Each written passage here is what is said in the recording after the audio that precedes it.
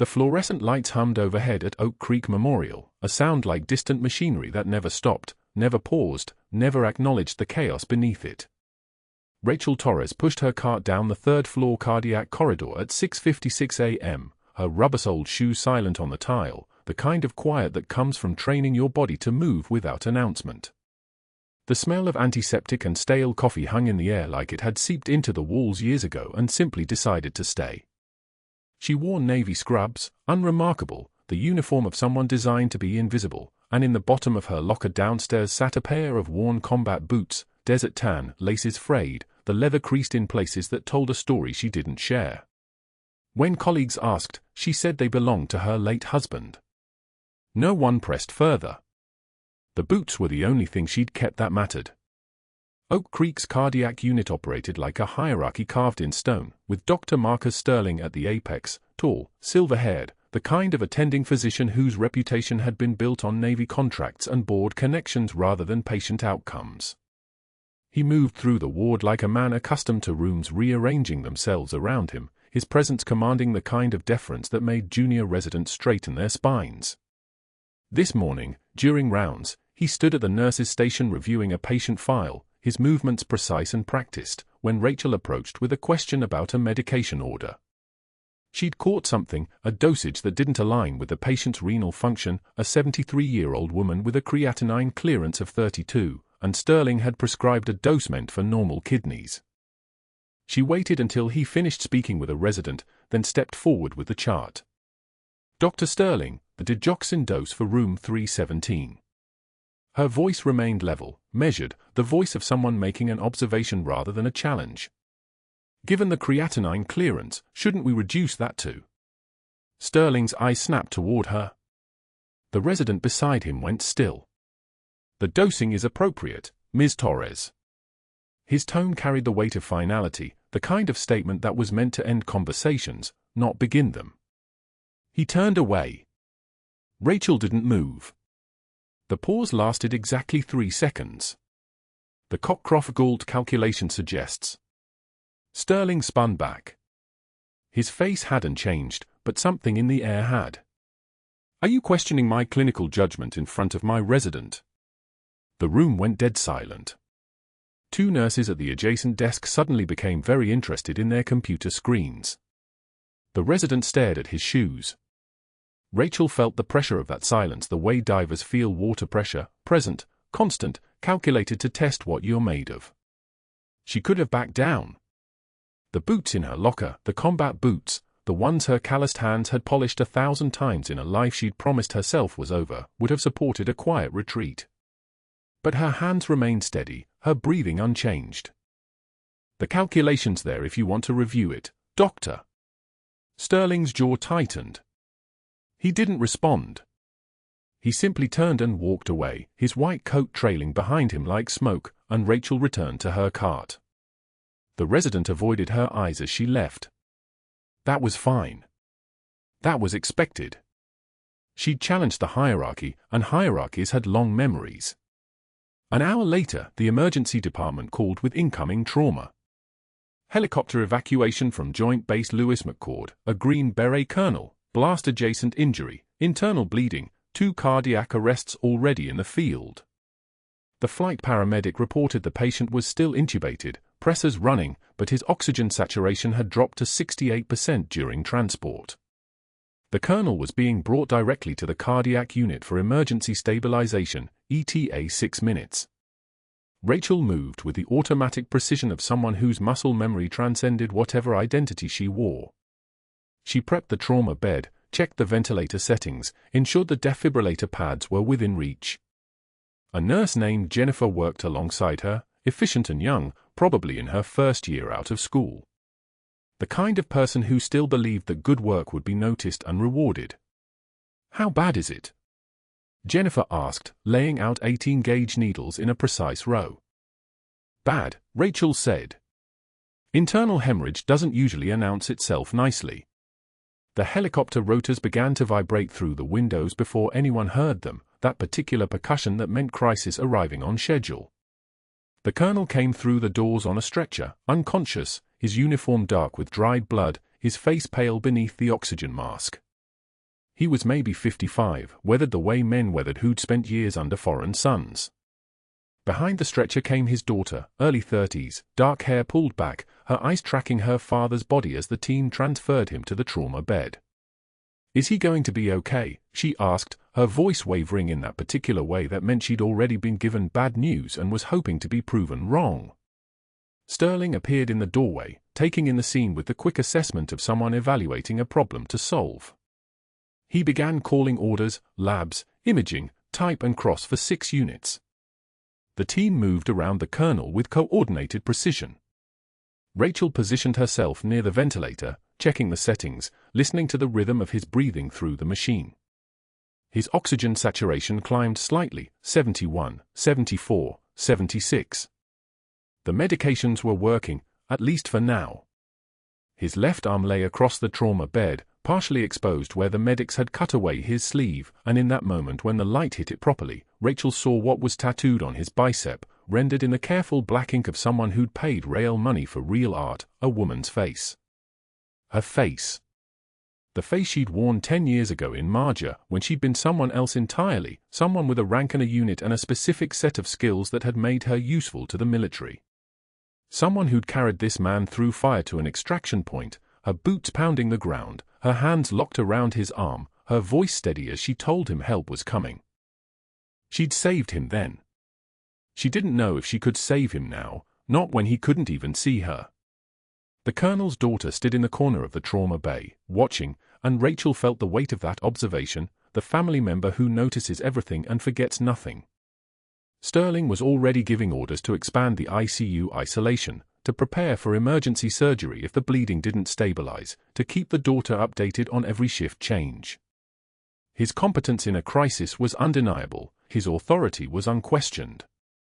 Rachel simply worked, her hands moving to adjust monitors, to ensure lines were patent, to document the progression of vitals as the colonel's oxygen climbed to 84% and then plateaued. But that wasn't the worst part.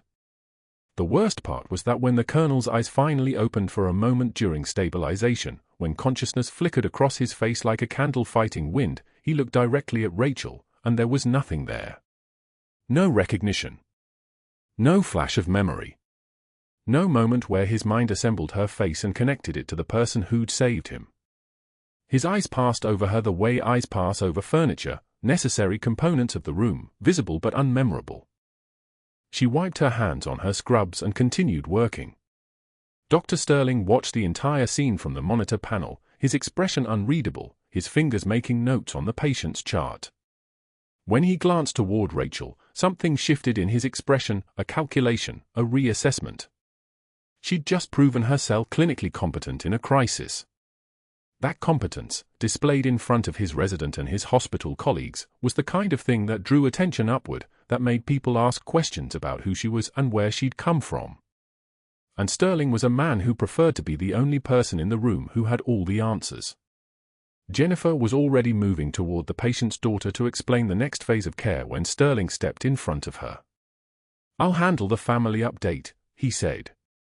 Not a request. A command delivered with the pleasant smile of someone accustomed to obedience. Rachel finished documenting the vitals and stepped back from the trauma bed. The colonel's daughter was crying quietly, her phone in one hand, probably calling relatives who would arrive soon. The colonel's oxygen saturation had stabilized at 87%. His heart rate had come down to 108. The internal bleeding hadn't stopped, but it had slowed, which meant surgery could wait another few hours, which meant he had a chance. She'd given him that chance. Sterling would take the credit. That was how it worked. That was always how it worked. Invisible people did the careful work, and visible people collected the recognition. Rachel Torres had made peace with that arrangement years ago, when she'd been trained to accept orders and follow the hierarchy and understand that her value existed only in how useful she could make herself to someone else's mission. She'd thought she'd left that behind when she'd left the service, when she'd walked away from the rank and the identity and the people who'd known what she could do. She'd chosen this, the anonymity of a temp nurse, the isolation of being no one, the safety of being invisible. Except invisibility had a cost. It had always had a cost. And standing in that trauma bay, watching Dr. Sterling explain to the colonel's daughter that her father would be fine, watching him receive the gratitude meant for the hands that had actually saved the man's life, Rachel understood that the cost was about to come due. She removed her gloves and returned to the unit's supply station, where Jennifer was already restocking the trauma cart. "You saved his life," Jennifer said quietly. "When Sterling went to call surgery, I saw the numbers. You got his SATS up before the meds even kicked in. You knew exactly what." "The team saved his life," Rachel interrupted, her voice exactly level, exactly measured. She folded the empty medication wrappers into the sharps container with precise movements. "That's how it works here." Jennifer looked like she wanted to argue. Rachel didn't give her the chance. She moved back toward her cart, toward the hallway, toward the continuation of her shift where she would remain exactly what she had always been, a senior chief petty officer pretending to be just a nurse, a decorated combat veteran pretending to be a temporary replacement, a woman with a tattoo of her own face on a green beret's arm, watching from the margins, helping from the shadows, waiting for whatever came next. The fluorescent lights hummed overhead, indifferent to her thoughts, indifferent to the colonel's narrow escape from death, indifferent to Dr. Sterling's calculation that a competent woman on his staff was a problem that required solving. Dr. Sterling stood in the colonel's room at 6:08 a.m. with his hands on his hips, his white coat catching the morning light like a flag of authority. Rachel had just finished checking the ventilator settings, perfect O2 saturation, stable pressure curve, exactly right, when Sterling's voice cut through the silence like an axe through oak. "You adjusted these without consulting me first." It wasn't a question. His eyes found the colonel's daughter standing in the corner, tears still wet on her cheeks from the night before. He wanted an audience. He always did. Rachel kept her hand steady on the machine. The pressure was running high. "Risk of barotrauma. I didn't ask for a diagnosis." Sterling's voice dropped lower, more dangerous. "I asked why you felt competent enough to override physician orders. This man needed expert care, not the guesswork of a temp nurse who thinks she knows better than the medical director." The colonel's daughter made a small sound, a gasp, a protest. Sterling didn't acknowledge her. Rachel turned to face him. Her breath came slow and measured. 1 beat. 2. When she spoke, her voice carried the weight of something immovable. Some people mistake silence for weakness. The words landed exactly where she meant them, not defiant, not angry, just the simple truth stated as fact. Sterling's face flushed. He hadn't expected a response. He'd expected her to crumble, to apologize, to prove that questioning his authority had consequences. Instead, she'd looked him in the eye and told him he was wrong about her without saying it directly. "You're done here," he said. "Get out of this room." She left without another word, the combat boots visible beneath her scrubs where she'd tied them by their laces, tucked into her locker that morning out of habit, muscle memory from a life she no longer acknowledged. Nobody noticed them. Nobody ever did. By 8:13 a.m., Dr. Sterling had already started making calls. His voice carried through the administrative offices on the 3rd floor, high, tight, the voice of a man whose authority had been questioned and would not rest until the offense was answered. He called the chief medical officer. He called 2 board members who owed him favors from the Navy contract negotiations last spring. He called someone in the credentialing office and requested a full review of Rachel's employment history, her references, anything that might show falsification. "I'm concerned about patient safety," he told them, his words precise and measured. "I'm concerned that this woman may have lied on her application. I'm concerned about credentials that don't add up." What credentials? What lies? There were none. But the insinuation hung in the air like a scent, and people began to wonder. People began to remember that they didn't really know her. Where had she worked before? Why did she never talk about her past? Why did a temp nurse carry around an old pair of combat boots like they were treasure? At 10:22 a.m., Sterling printed the formal write-up and posted it on the unit board in the break room where every nurse would see it before shift change. The words were typed in Arial black, official and cold. Performance notice. Employee, Rachel Torres, RN. Date, today. Incident, insubordination and failure to follow chain of command. Details, unauthorized modification of patient equipment without physician consultation. Inappropriate verbal response to correction from supervising physician.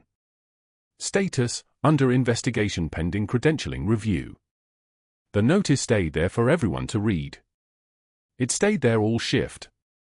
Rachel sat alone in the break room at 11:38 a.m. with a cup of black coffee cooling in front of her. 3 nurses entered together, saw her at the table, and suddenly remembered urgent tasks elsewhere. One of them said, "Oh, I forgot to check the supply cart," and the others nodded and filed out as if they'd rehearsed it. It wasn't cruel in a loud way. It was the quiet cruelty of professional isolation, the kind that built over hours and days until the person sitting alone began to feel like a ghost, present but not acknowledged. Rachel didn't look up from her coffee. She didn't flinch. She just sat there, hands wrapped around the mug, breathing in the bitter steam, and allowed herself exactly one tear that she wiped away without anyone seeing it. By noon, she'd learned from an overheard conversation between 2 resident physicians that Sterling was calling her previous hospitals. Asking about her background, one resident whispered. Asking if she ever had disciplinary issues. Asking if they thought her credentials were legitimate. She had no previous hospitals. She'd worked only temp assignments, the kind that left no permanent record, no paper trail, the kind that let a woman disappear into civilian life and pretend she was just another nurse. But Sterling didn't know that. He was searching for ammunition in a past that existed nowhere, which made it only more suspicious when he found nothing. The colonel stabilized at 1:51 p.m. His vitals held steady. His color improved. The bleeding had stopped, the internal trauma healing on its own timeline, and he blinked open his eyes for the first time since the helicopter brought him in. Rachel was checking his full line when his gaze found her face. She watched the recognition attempt, the neural pathways trying to place this woman in his memory, trying to connect her face to something from before. His eyes moved across her features like he was reading a book in a language he used to speak. Then nothing. The recognition didn't come. He stared through her like she was wallpaper, like she was nobody at all. "Hi, Colonel," she said softly. "You're at Oak Creek Memorial in San Diego. You're safe. Have we met?" His voice was hoarse, barely a whisper. She turned away before he could see the thing that flashed across her face, not pain, not weakness, but the kind of loss that comes from being forgotten by someone whose life you'd held in your hands. She'd carried him through crossfire in Helmand Province, held his wound shut while a medevac bird screamed down through hostile territory, and now he didn't know her name. "No, sir," she said, finishing before check. "We haven't met." The fluorescent lights hummed overhead, indifferent to her thoughts. Outside the window, San Diego glittered in the afternoon heat. In a break room 3 floors down, the formal write-up still hung on the board. In his office, Dr. Sterling made another phone call to someone at the state nursing board, his voice smooth as oil, his insinuations careful and professional. He had time. He had resources. He had institutional authority built on 23 years of board connections and Navy contract leverage. And he would use all of it to ensure that a woman who'd questioned him in front of a resident would never question anyone again. But Sterling didn't know that the colonel's tattoo, the one on his left arm, the one he'd gotten in Kandahar province with Rachel's name etched in capital letters across his bicep, was about to bring the entire United States military's attention to Oak Creek Memorial. He didn't know that a simple question from the colonel's daughter, asked in a moment of desperation, would trigger a chain of phone calls that led directly to the Pentagon. He didn't know that by tomorrow morning, nothing would ever be the same. For now, Rachel sat with her cooling coffee and absorbed his cruelty with one measured breath. For now, she was just the temp nurse everyone had decided to isolate, the questionable hire, the woman whose credentials were under investigation for reasons no one could quite articulate. For now, the world didn't know what she was. But at 3:06 a.m. on Sunday, in a hospital room with skeleton crew staffing and one critical patient whose lung was collapsing from pressure, everything was about to change. The heart monitor went flat at 3:14 a.m. One long tone. No rhythm. No pulse. The colonel's chest rose with the mechanical breath of the ventilator, but nothing beneath the ribs answered back. Rachel was at the medication cart when the alarm screamed through the unit, a sound like a knife dragged across steel, and she moved toward the code without thinking. Muscle memory that had kept men breathing in Helmand Province now carried her through the corridors of San Diego. The on-call physician was stuck in OR, tied up in an emergency appendectomy that wouldn't clear for another 40 minutes. The resident, Dr. Kemp, was the only other doctor awake on the 5th floor, and when Rachel arrived at the colonel's room, she found him standing frozen at the foot of the bed, his hand half extended toward the 4 pump, his eyes locked on the monitor as if staring would restart a heart. "We need to get him on compressions," Rachel said. "Not a question. Not a request." Dr. Kemp blinked. "I've already called Sterling." 40 minutes. Rachel was already moving, her hands finding the bed rails, adjusting the angle. "We don't have 40 minutes. She didn't wait for approval. She'd learned early in Kandahar that permission was a luxury the wounded couldn't afford.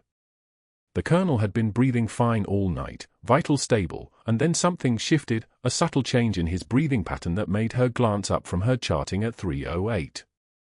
His shoulders tensing. His neck straining.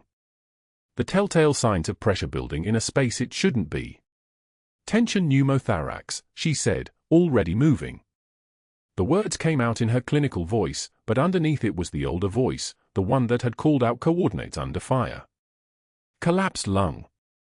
We need a needle decompression." Dr. Kemp's face went pale. "We should wait for. He's coding. Now." Rachel was already at the supply cart, fingers moving through the sealed packages with terrifying efficiency. 14-gauge angiocath needle. She could feel the resident watching her, confused by the authority in her movements, by the way she'd taken command of a room without raising her voice. The fluorescent lights hummed overhead, indifferent to the crisis unfolding beneath them. "Second intercostal space, midclavicular line," she said, marking the spot on the colonel's chest with her finger. Not explaining. Stating. "We aspirate the air, the lung re-inflates, the pressure releases." The needle went in clean. There was a sound, a soft hiss like air escaping a tire, like pressure valve releasing, like a lung remembering how to breathe. The monitor flickered. Skipped. Then caught a rhythm.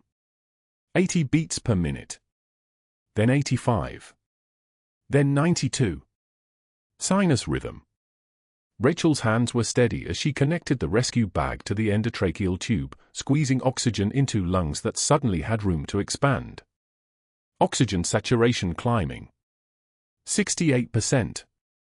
75, 82. 88, 92.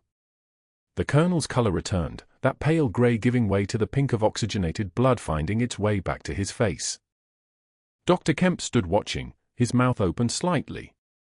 "How did you?" "Ventilator settings are too aggressive," Rachel cut him off, already turning the dials with the precision of someone who'd calibrated emergency equipment under conditions a textbook could never describe. "We're overinflating. Watch the plateau pressure. There. Reducing the tidal volume by 50 mils. She was speaking in field trauma protocol, in the language of emergency medicine as it existed on the far side of the world where you didn't have 20 minutes to call for consult. The resident's confusion deepened. A nurse didn't know this much about vent management. A temp nurse especially didn't speak with this kind of authority, like she'd done this 1,000 times before, like someone's survival depended on her getting it exactly right. And someone's did. The colonel's eyes fluttered open for a moment, unfocused but present. Still alive. Still breathing. Rachel kept her hand on the bag, manually breathing for him, her rhythm matching the machine's cycle perfectly. 1 breath. 2 breaths. 3. The compression of her palm against the bag was like a conversation, like muscle memory talking to lungs, like her hands had never forgotten what they'd learned to do in a war zone. Dr. Kemp finally moved, his training kicking in. "I'll get another line." 2 4s, 18 gauge minimum, Rachel said without looking away from the monitor. Type and cross for 6 units. Get the trauma packs. Another hour crawled past. Then 2. Dr. Kemp had called Sterling twice, but the attending was somewhere in the hospital, not responding, probably dismissing the code as routine. Probably certain that a resident could handle it.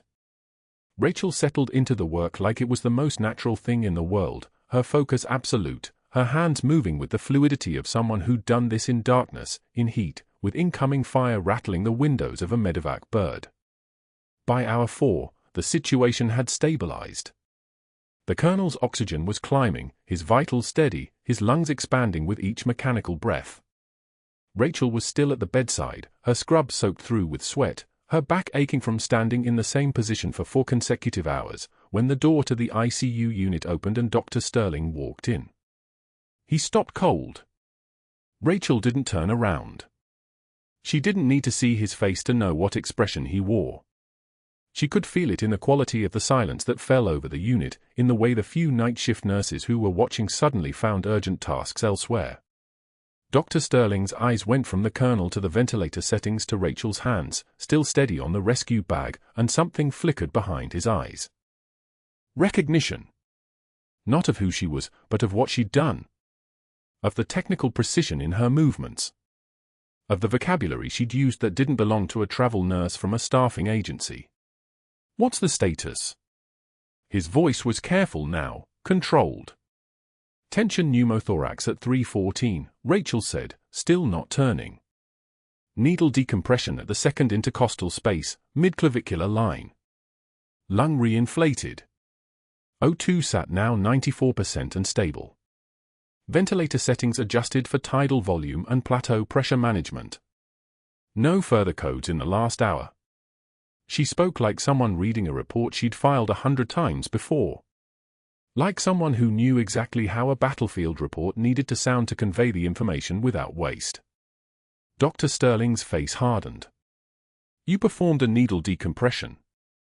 The resident was present, Rachel said carefully. Still no excuse. Just the fact. Dr. Sterling's jaw tightened. He pulled up the chart, scrolling through the orders, his eyes narrowing. There was nothing wrong with what she'd done. Every decision was correct. Every intervention was by the book. But that wasn't what bothered him. What bothered him was that she'd known what to do, known when to do it, known how to do it, and had moved like someone who'd operated under pressure before. He closed the chart with a sharp snap. I'm going to need to speak with you, he said, his voice as cold as October. After you're relieved from this patient. Rachel finally turned to face him. Her eyes met his for exactly 3 seconds, and in that moment, something shifted in the room. The fluorescent lights buzzed overhead. The ventilator wheezed its mechanical rhythm. And Dr. Sterling saw something in her expression, not defiance, not triumph, but certainty. The kind of certainty that comes from someone who has already survived the worst that could happen. Of course, Doctor, she said, turning back to the colonel. I'm not going anywhere. But that wasn't true. And somewhere in the back of her mind, in the place where old training lived, Rachel Torres was already calculating her exit strategy, already understanding that the moment of exposure was coming, already knowing that 6 hours of competence under pressure had just announced to the world that she was something other than what she appeared to be. What happened next would end careers. Dr. Sterling stood at the nurse's station at 4:16 p.m., watching Rachel work through the observation window of the colonel's room. His hands trembled, not from fear but from something worse, the understanding that he was losing control. She'd just stabilized a man whose lungs had collapsed, a man who should have died on the ventilator, a man who was now breathing on his own because of her. Because of expertise she had no business possessing. He picked up the phone. His voice came out steady, practiced, the voice of a man accustomed to calling in debts. Chief Medical Officer's office.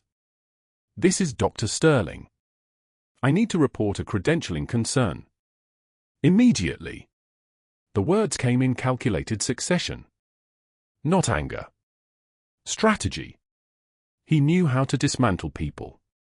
Hospitals ran on policy, on paperwork, on the careful architecture of institutional authority. One phone call would begin the process. 3 more would finish it. The first board member answered on the second ring. Marcus Sterling. Yes, I know it's late. A pause while the man listened. I need a favor. A significant one. There's a temporary nurse here who's been operating outside her scope of practice. Performing procedures she isn't qualified for. I need this documented, reported to the credentialing committee, and I need it fast. He listened to the affirmation, to the promise of favors returned, and he felt the familiar sensation of power reasserting itself. This was his domain.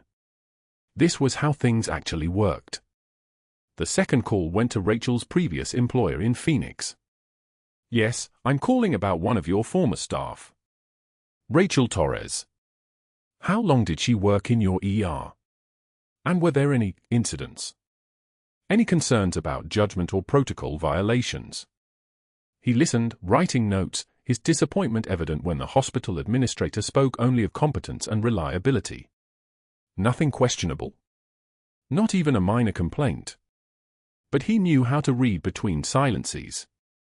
He knew the specific tone of someone hiding something. I see. And she left on good terms? No severance agreement or confidentiality clause? By the time he hung up, he'd already made note of 3 hospitals to call, each one in her employment history, each one a potential mine of information. The third call came at 5:13 p.m. This one was to the credentialing committee directly, a woman named Patricia Vance who owed him from a malpractice case he'd helped her navigate 5 years ago. Patricia, I need an external investigator brought in. Immediately. A temporary staff member, Rachel Torres, presented credentials that I believe may be falsified. Her medical knowledge exceeds civilian nursing training. I suspect she may have military background she's hiding, or worse, false certifications. I need someone from outside our system to review her file before she harms another patient. What he didn't say, but what Patricia understood perfectly, if this went wrong, if a patient died because Oak Creek Memorial failed to properly vet a staff member, the lawsuits would be substantial. The insurance implications alone would make the board take action. By 6:22 p.m., the machinery was in motion. Dr. Sterling watched from his office as hospital security arrived at the unit. Rachel was still in the colonel's room, still checking vitals, still moving with the fluid precision that had first made him suspicious. She didn't see them waiting. She didn't know yet. But she would. Everyone eventually understood when they'd stepped outside the acceptable boundaries of their station. Rachel finished her shift notes at 6:51 p.m., unaware that her employment status had already changed. She collected her badge, her stethoscope, the personal items scattered through her locker. The boots she'd kept hidden were still there, wrapped in an old hospital blanket at the bottom, beneath the uniforms and compression socks. Nobody asked questions about them. Nobody looked closely at anything about her. Until Monday morning came. The email arrived at 7:38 a.m., effective immediately. Rachel Torres is removed from the schedule pending investigation into credential falsification and scope of practice violations. All personnel records are frozen pending external review. By the time she arrived at Oak Creek for what she thought would be another shift, the chief medical officer was waiting with a manila folder and the specific bureaucratic tone of someone delivering institutional judgment. We've received concerning information about your background, Ms. Torres. Until the credentialing committee completes their investigation, we cannot allow you to continue in patient care roles. He didn't meet her eyes. People in his position never did. Your temporary contract is being held pending review. Rachel nodded once. She'd been trained for worse than this. Worse than being removed from a schedule, worse than institutional rejection. She'd survived places where the air itself felt hostile. But as she walked out of Oak Creek Memorial that Monday morning, something cracked inside her, not visibly, never visibly, but in the private architecture of her own mind. She drove directly from the hospital to Mount Hope Cemetery in the rain, her combat boots on the passenger seat, their leather dark and worn from 15 years of use, from the dust of Kandahar and the mud of Helmand, from the one time she'd tried to bury them and couldn't. The rain came down in sheets, hammering the windshield, turning the cemetery roads into rivers of mud. His grave was in the northeast section, row 7. Lieutenant James Torres. The headstone was simple granite, his name and the dates, and beneath them the call sign he'd earned in his final deployment, Shadow. She knelt in the mud without hesitation, her scrub soaking through at the knees, the cold ground seeping into her bones. "I failed again." Her voice was barely audible against the rain. "Just like I failed you." She held the combat boots against her chest, and for a moment, just a moment, she considered hurling them into the storm, considered walking away entirely from the weight of who she'd been. "I was supposed to stay invisible. That was the whole point. I was supposed to disappear and just be a nurse and forget about all of this." The rain ran down her face, and she made no move to wipe it away. "But he recognized me. After all these years, he knew. And now they're going to find out everything." She sat there for 20 minutes, kneeling in the mud, holding the boots like they might anchor her to something real. The rain hammered down, cold and relentless, and she understood with absolute clarity that her secret was unraveling. Someone in that hospital had already begun asking questions. Someone had already made phone calls. By next week, they would know. The Pentagon had records. There were tattoos, medical histories, documentation that didn't match a temporary civilian nurse named Rachel Torres. She was about to stand, about to accept that this chapter of her life was finished, when her phone buzzed. A news alert. She didn't read news alerts usually, but this one broke through her numbness. Green Beret colonel recovering at San Diego Hospital after critical stabilization. Below the headline, a quote from his family thanking the incredible medical staff. And then, in the next paragraph, the colonel has specifically requested to speak with his primary nurse, but hospital records show no one by that name is currently employed on the cardiac unit. Rachel's hand stilled on the boots. "We are investigating," the hospital administrator's statement read, "the identity of the female nurse who performed emergency intervention during the colonel's cardiac crisis on Sunday evening." The rain drummed on the hood of her car like distant rotors. Tuesday morning arrived cold and deliberate. The ambulance bay doors stood open to a San Diego sunrise that looked like copper bleeding into gray. Rachel sat in the break room with her badge on the counter, a thing that no longer belonged to her, watching the coffee maker drip without interest. Her shift removal had been final. Her locker had been locked. Her name had been scrubbed from the schedule with the efficiency of a crime scene cleanup. The alert came through the PA system at 6:33 a.m. Not a code. Not a trauma. Something else. A formal announcement. Military vehicles approaching. 2 black Suburbans with government plates pulled into the ambulance bay, and the entire floor felt it, a shift in air pressure, the kind that happens when power enters a room before the person carrying it does. Rachel's hand stilled over her untouched coffee. The ER doors opened. 2 Marines in dress blue stepped through, cover under one arm, movement synchronized like synchronized swimmers in green and gold. They walked directly toward the cardiac unit. Not hesitating. Not asking for directions. They knew exactly where they were going, which meant they had already been briefed, which meant this was not a social visit. Dr. Sterling stood at the nursing station reviewing charts, the morning light catching his Rolex in ways he had always positioned deliberately. The moment the Marines appeared, his voice stopped mid-sentence. Mid-word, actually. His jaw closed around a comment about cardiac enzyme levels that would never be finished. "We're looking for Senior Chief Torres," the first Marine said. His rank insignia said Captain. His face said this was not negotiable. "We need to speak with her immediately." The room contracted. Every nurse's head lifted. Every doctor's pen paused. Rachel sat frozen in the break room, her coffee cup suspended 6 inches from the counter, the implications arriving in a cascade she couldn't stop. They knew her name. They knew her rank. They were here. The secret was walking through the doors. I don't have anyone by that name on my roster, Dr. Sterling said quickly, recovering with the smooth lie of someone accustomed to institutional authority. Perhaps you've been misinformed. We have nurses here, but... The colonel's daughter pushed through the crowd behind the Marines. She was 31, with her father's chin and her mother's eyes, and she was shaking. You're addressing a senior chief petty officer.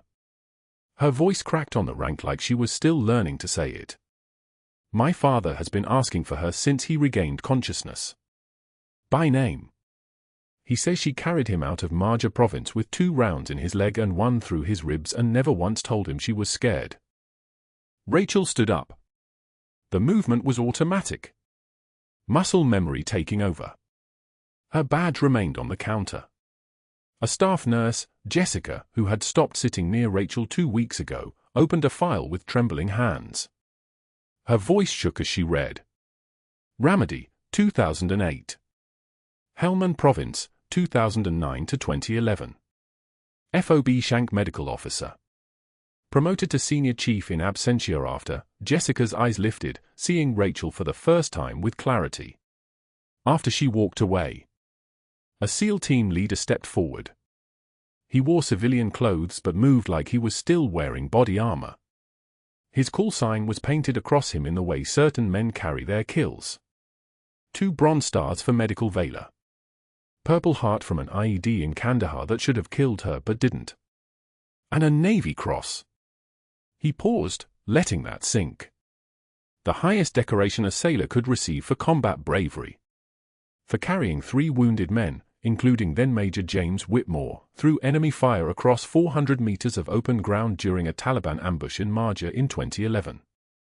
One of those men had lost 40% of his blood volume. She administered a tourniquet without anesthesia, performed an emergency cricothyrotomy using a ballpoint pen and a trauma shear, and never stopped running. Dr. Sterling's mouth opened. No sound emerged. The hospital's IT administrator walked past them all carrying a tablet. His name was Marcus Chen, and his Marine Corps tattoo was visible on his neck. He had overheard everything. He approached the chief medical officer with the casual precision of someone who had seen worse things than a career-building scandal. Chief, I've recovered the security footage from Sunday evening. Every frame. Dr. Sterling attempted deletion at 11:52 p.m. on Monday using his administrator credentials. The deletion was incomplete. I have the backup timestamps. Marcus turned to Dr. Sterling with the flat effect of someone who had learned not to waste emotion on certain truths. I also have the emails. 12 of them. Sent to the credentialing committee, each one citing violations that don't appear in the actual patient records. You fabricated charges against a senior chief officer to cover your own incompetence. Rachel walked out of the break room. She didn't run. She didn't smile. She walked with the particular grace of someone who had spent 11 years learning to move through spaces where moving wrong meant dying. The Marines parted. The SEAL moved aside. Her daughter, she had a daughter now, one who knew the tattoo on her father's arm, one who had come looking for the woman inside it, stepped forward and grabbed her hand. Dr. Sterling tried to speak. This is highly irregular. There are protocols. The hospital board will need to. The hospital board is already in session, Marcus said flatly. FBI is on the phone. NCIS is en route. You're finished here, Doctor. Your Navy contracts are being reviewed for fraud. Your board positions are suspended pending investigation. And you're going to need a very good lawyer. Dr. Sterling's face drained the color of old bone. Rachel squeezed her daughter's hand once and walked toward the cardiac unit. The Marines fell into step beside her, not as guards but as acknowledgement. The captain nodded. The colonel's been asking for you since he woke up. He told us you saved his life twice. Once in the mountains. Once in his sleep. I'm going on break, Rachel said quietly. The only dry observation she would allow herself. I need some jello. The SEAL actually smiled. 6 months later, Rachel clocked in at 6:22 a.m. with a full-time contract and the colonel's recovery as her first major case back. The hospital had announced reforms. A veterans care wing was being constructed with pro-military sensitivity training mandatory for all staff. The chief medical officer had offered her the position of director of trauma medicine. She had declined and asked instead for a patient load, day shift, for days a week, scrubs with the Oak Creek insignia. The worn combat boots sat openly in her locker now. Not hidden. Not shameful. Beside them was a photograph, the colonel's daughter hugging her in the hospital corridor, both women crying, both laughing, the kind of relief that only comes after the lie stops needing to be maintained. The photo had been taken by a nurse Rachel didn't know. It circulated through the hospital's staff channel. Nobody questioned it. Nobody needed to. Dr. Sterling had filed an appeal. It was denied. His medical license review would take 18 months. In the meantime, he had found work teaching CPR basics at a community college in Tucson, $18 per hour, a name tag that read Steve in faded letters. He flinched when people called him doctor. Within 3 months, nobody did. Rachel moved through Oak Creek Memorial with the particular authority of someone who had nothing left to hide. When the monitors alarmed, heads turned toward her. When code blue sounded, residents waited for her assessment. When a Marine arrived in the ER 3 weeks after her reinstatement with shrapnel embedded in his left shoulder, Rachel was the one holding his hand, telling him in a voice like a woman who had survived worse, "You're going to make it." I don't give that promise lightly. The trembling wasn't fear. It was restraint. The restraint of 11 years spent pretending to be less than she was. The restraint of absorbing cruelty from a man who had confused authority with wisdom. The restraint of standing at her late husband's grave and believing she had failed, when all along the only failure had been everyone else's, their failure to see her. The colonel recovered completely. At his discharge, he embraced her in front of the entire cardiac unit, and nobody misunderstood what was happening. They were watching a man thank the woman who had walked through fire to carry him home twice. Rachel stood in scrubs, not power suits, not administrative badges, not the trappings of dominion, and accepted the gratitude the way she accepted everything, with one measured breath, with quiet dignity, with the knowledge that true strength had never required anyone's permission. Subscribe if you believe the quietest people in the room might just be the ones holding it all together.